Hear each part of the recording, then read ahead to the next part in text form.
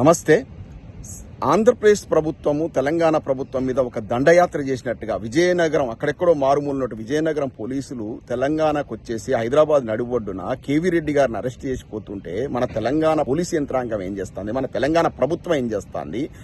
గుంజుకపోయారు, ఈడ్చుకపోయారండి, మన జర్నలిస్టును ఈడ్చుకపోయారు. ఇదే విధంగా తెలంగాణ పోలీసులు పోయి ఆంధ్రప్రదేశ్ నుంచి చిన్న చీమను పట్టుకరాగలుగుతారా? మనుషులను పక్కకు పెట్టండి. తెలంగాణ ప్రాంతం నుంచి పోయి ఆ తిరుపతి నుంచో లేకపోతే అమరావతి నుంచో ఎవరినైనా ఒకరిని అరెస్ట్ చేసి తీసుకొచ్చే దమ్ము మనకుందా? ఏ విధంగా తెలంగాణ ప్రభుత్వం లొంగిపోయిందో ఆంధ్రప్రదేశ్కు అర్థమవుతా ఉంది. ఇక్కడ తెలంగాణ రాష్ట్రం సిద్ధించి 12 వసంతాలు అవుతుంది. ఇప్పటికీ మనం రూల్ చేసుకుంటున్నామా లేదా అర్థం కావట్లేదు. ఇక్కడ రేవంత్ రెడ్డి గారి ప్రభుత్వం కాంగ్రెస్ ప్రభుత్వం నిర్వహిస్తున్నటువంటి బహిరంగ సభ లోపల తెలుగుదేశం జెండాలు ఎగురుతా ఉన్నవి. అక్కడి నాయకులు వచ్చేసి ఇక్కడ జబ్బలు జరుచుకొని తొడలు కొట్టి ఎవర్రా మీదారా ఈ జాగీర్ మా జాగీర్ అని తొడలు కొడుతున్నారు. సీమాంధ్ర నాయకులు వచ్చేసి సాక్షాత్ అక్కడి డిప్యూటీ సీఎం పవన్ కళ్యాణ్ గారు వచ్చేసి ఇక్కడ తొడలు కొట్టి మాట్లాడుతున్నాడు. అరే మీది కాదురా జాగీర్ మా జాగీర్ అని మాట్లాడుతున్నాడు. దేనికి ఈ తెలంగాణ దేనికి తెచ్చుకున్నట్టు? ఎవరికి దాసోహమైన తెలంగాణ? ఒక్క నాయకుడు కేసీఆర్ గారు సైలెంట్ అయితే ఇంత దుర్మార్గమా? నాయకుడు కేసీఆర్ గారు గద్దె దిగిపోతే గింత దౌర్జన్యమా? ఇవాళ దండయాత్ర జరుగుతోంది. సీమాంధ్ర ప్రాంతం వాళ్ళు ఏ విధంగా ట్విట్టర్ వేదికగా సామాజిక మాధ్యమాల ద్వారా ఏ విధంగా మన జాతిని, మన భాషను, మన యాసను ఏ విధంగా వాళ్ళు కించపరుస్తున్నారు చూస్తున్నాం. ఒకడేమో అంటాడు అసలు మీ భాషకు డిక్షనరీలో అర్థమే లేదంటాడు. మన ప్రాంతానికి చెందినటువంటి ఒక నాయకుడు పోయి అక్కడ మహానాడు వేదికగా మాట్లాడు తెలంగాణ అనే పదానికి అర్థమే లేదని మాట్లాడతాడు.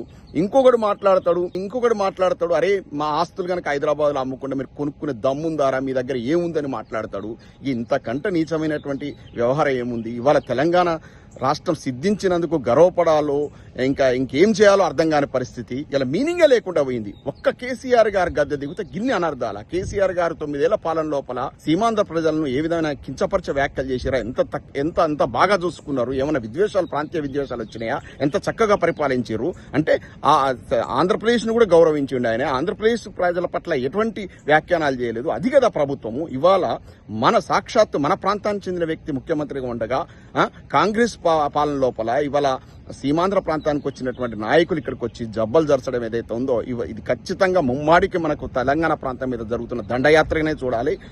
ఇవాళ తెలంగాణ అస్తిత్వానికి ప్రమాదం నెలకొని ఉంది. మన భాష మీద, మన యొక్క యాస మీద, మన యొక్క ప్రాంతం అస్తిత్వం మీద దెబ్బ కొట్టే విధంగా సీమాంధ్ర కొంతమంది ప్రబుద్ధుల యొక్క వ్యాఖ్యానాలు చూస్తున్నాం. దీన్ని మనం ఖండించాలి. ఇవాళ సాక్షాత్తు మన జర్నలిస్టులు పట్ట పగలు రోడ్డు కీడ్చుకొని తీసుకెళ్లినారంటే ఇది దండయాత్ర కాకపోతే ఇంకేమవుతుంది? ఇంకొకటి, ఇవాళ యాదాద్రి టెంపుల్ యొక్క పాలక వర్గాన్ని ప్రకటించారు. అందులో ఒక్కడైనా కనీసం కాంగ్రెస్ ప్రభుత్వం కదా, కాంగ్రెస్ ప్రభుత్వంలో ఉన్నటువంటి కీలకమైనటువంటి నాయకులను అలా పెట్టుకున్నారా? వాళ్ళ యొక్క పార్టీనైనా వాళ్ళు హానర్ చేసుకున్నారా? తెలంగాణ ప్రాంతం పక్క పెట్టండి, అక్కడ తీసుకెళ్లి ఎవరి కొనిదల ఆమె సురేఖ, ఎవరి చిరంజీవి భార్యకును యాదాద్రి టెంపుల్కి ఏం సంబంధము? ఎందుకు పవన్ కళ్యాణ్ గారు తెలంగాణ సిద్ధించినందుకు 11 రోజులు సంతాప దినాలు ప్రకటించినందుకు గురుభక్తిగా ఇచ్చిండా రేవంత్ రెడ్డి గారు ఆమెకు పదవి?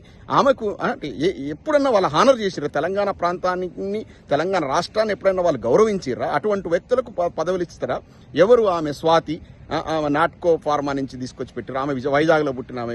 ఇట్లాంటి ఇతర ప్రాంతాల నుంచి తీసుకొచ్చి ఇక్కడ తెలంగాణలో ఉన్నటువంటి ప్రముఖ దేవస్థానం పాలక మండళ్ళు పెట్టడం, అదేవిధంగా ఏదైతే ఉమ్మడి నల్గొండ జిల్లాలో ఉందో ఆ ప్రాంతానికి చెందినటువంటి ఎమ్మెల్యేలను కనీసం సంప్రదించకుండా, ఆ ప్రాంతానికి కనీసం ప్రాతినిధ్యం చేయకుండా అయితే ఉందో ఇది ఖచ్చితంగా తెలంగాణ మీద, తెలంగాణ అస్తిత్వం మీద ముమ్మాటికి రేవంత్ రెడ్డి ఆధ్వర్యంలోనే, కాంగ్రెస్ ప్రభుత్వ ఆధ్వర్యంలోనే దాడి జరుగుతుందని భావించవచ్చు. రానున్న రోజుల్లో ఎటువంటి మార్పులకు దారితీస్తుందో దీన్ని మనం ప్రతి ఒక్కరం ప్రతిఘటించాల్సిన అవసరం ఉంది. ఈ విధంగా గనక మనం చూచున్నట్టు పోతే, మన మేధావులు మౌనం వహిస్తే గనక పాశం యాదగిరి గారు, పృథ్వీ యాదవ్ ఇటువంటి వాళ్ళు స్పందిస్తున్నారు. అదేవిధంగా బీఆర్ఎస్ నాయకత్వం స్పందిస్తూ ఉంది తప్ప తెలంగాణ మొత్తం యావత్ తెలంగాణ మళ్ళంతా కూడా దీన్ని తీవ్రంగా ఖండించాల్సిన అవసరం ఉంది. లేదైతే మునుముందు తీవ్ర పరిణామాలు వస్తే మన అస్తిత్వానికి ప్రమాదం ఏర్పడుతుంది.